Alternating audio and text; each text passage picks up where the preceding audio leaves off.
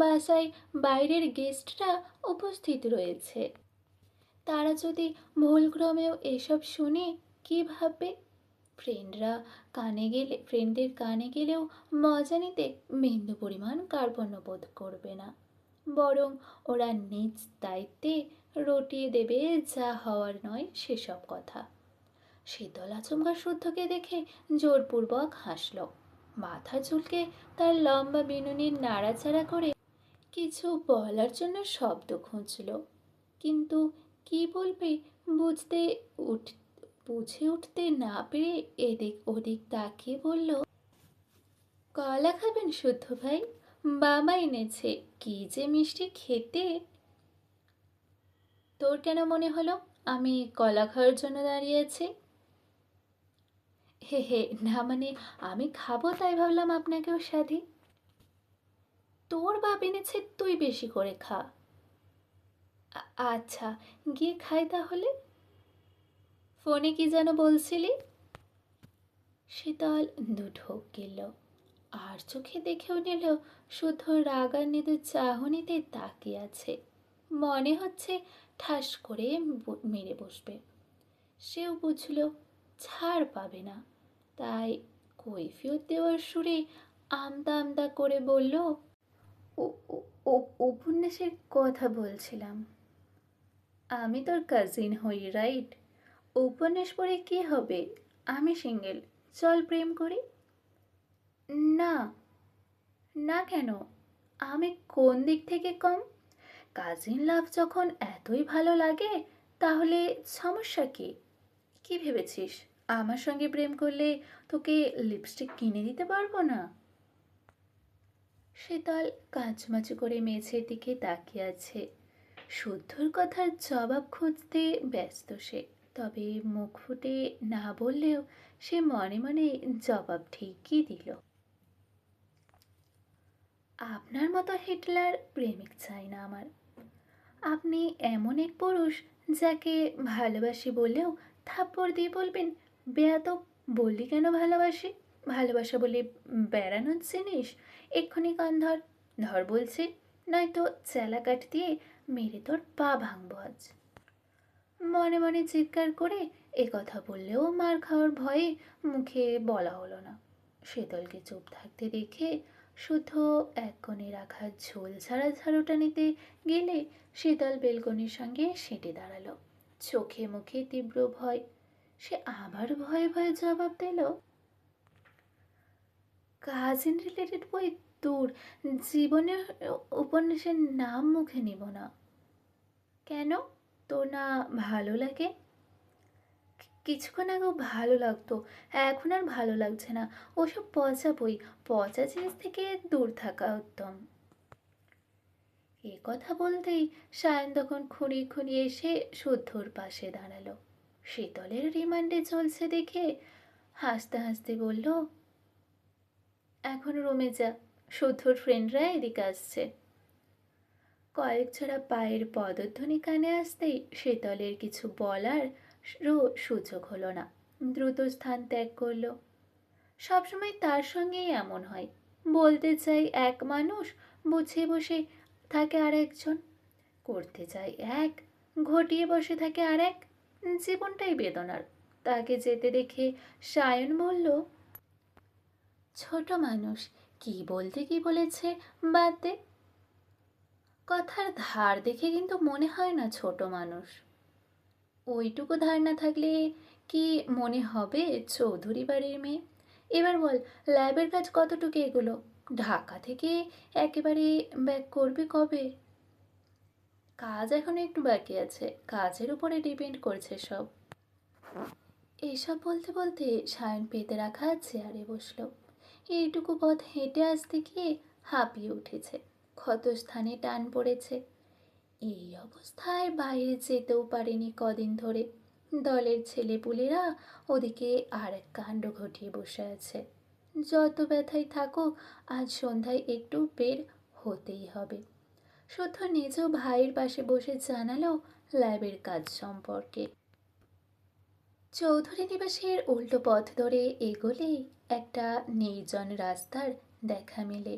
রাস্তার দুধারে গাছ আর জঙ্গল, সেখানে মাটির নিচে তৈরি করা হচ্ছে শুদ্ধর পার্সোনাল ল্যাব। সেখানে থাকবে মানব কল্যাণে কার্যরত নিত্য নতুন আবিষ্কার। বিদেশিরা মূলত এসেছেই ল্যাব পরিদর্শন করতে।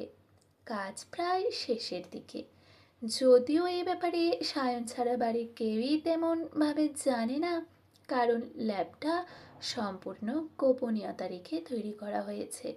নির্জন স্থানে এমনভাবে কাজ করা হচ্ছে, কেউ ঘুণাক্ষরেও টের পাবে না ল্যাব রয়েছে। শুদ্ধ ঢাকা থেকে খুব তাড়াতাড়ি ব্যাকও করবে, কারণ এক নতুন আবিষ্কারের ভূত মাথায় চেপে বসেছে। যতক্ষণ না সেই কাজ হাতে দিবে, তার স্বস্তি মিলবে না কিছুতেই না। দুই ভাইয়ের আলোচনার মাঝে কামরান, অর্ক, হাসান এসে ধপ করে বসল। কামরান ফসফস করে জানালো, অর্ক থাকলে সে আর থাকবে না। বন্ধুর কথা শুনে শুদ্ধ ভ্রু কুচকে পকেট হাতড়ে 100 টাকার নোট বের করে দিয়ে বলল, ধর। কামরান টাকা ধরে হতবাক হয়ে দাঁড়িয়ে আছে।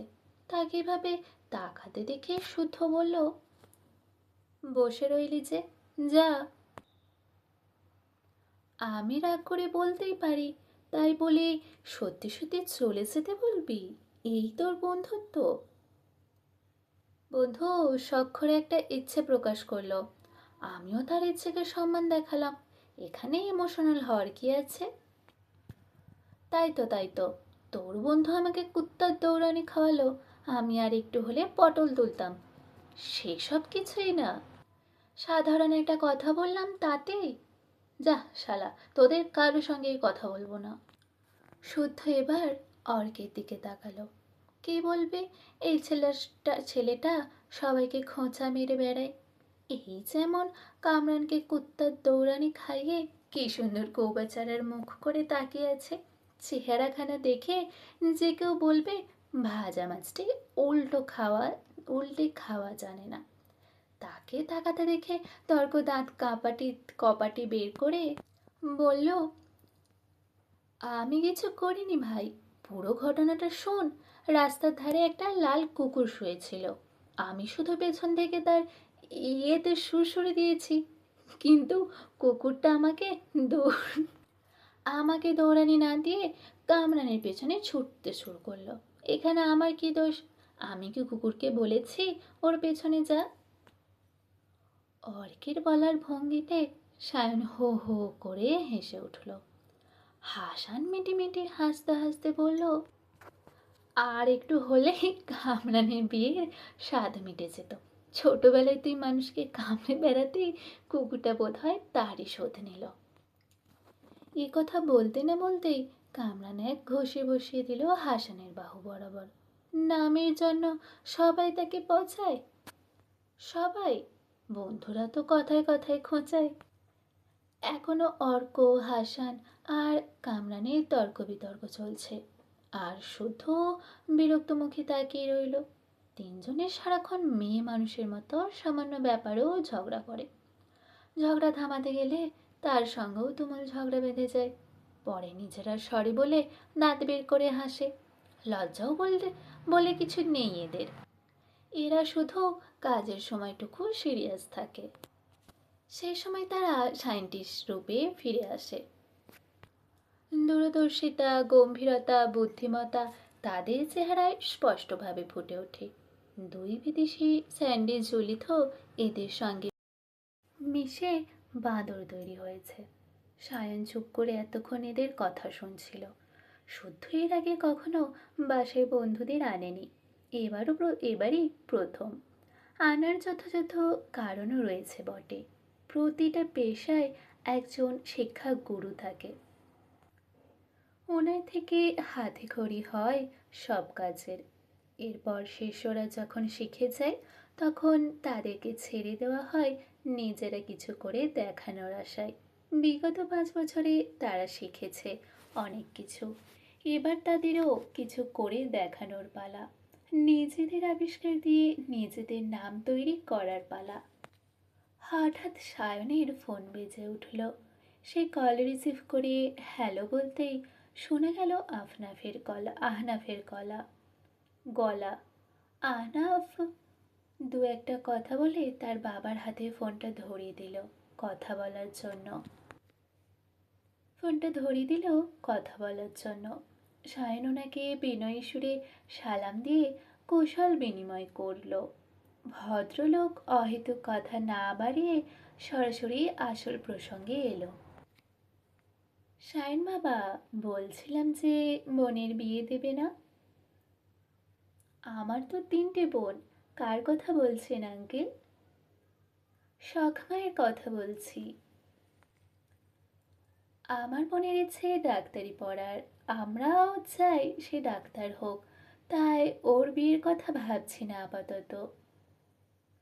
ওর পড়া নিয়ে আমাদের বাড়ি থেকে কোনো সমস্যা হবে না, এইটুকু গ্যারেন্টি দিতে পারি। ঠিক আছে, আমি বাসায় সবাইকে জানিয়ে আপনাকে জানাবো। ঠিক আছে, অপেক্ষায় রইলাম। হুম। সায়ন কলটা কেটে শুদ্ধর দিকে তাকালো।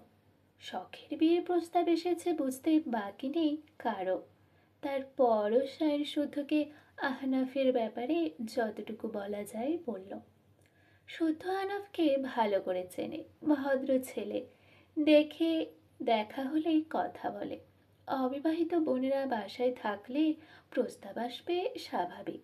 তবে ছেলে যতই ভালো হোক, বোনের অমতের বিরুদ্ধে তারা যাবে না। কারণ বোনরা পানিতে পড়ে নেই যে যে প্রস্তাব এলেই বিয়ে বিয়ে করে লাফাতে হবে। তাছাড়া তাদের 3 মন 3 ধরনের। খুব ছোট থেকে শখ খুবই নরম মনের। কারো কান্না দেখতে পারে না সে। কাউকে কাঁদতে দেখলে নিজেও কাঁদে। আর স্বর্ণ খুব চাপা স্বভাবের।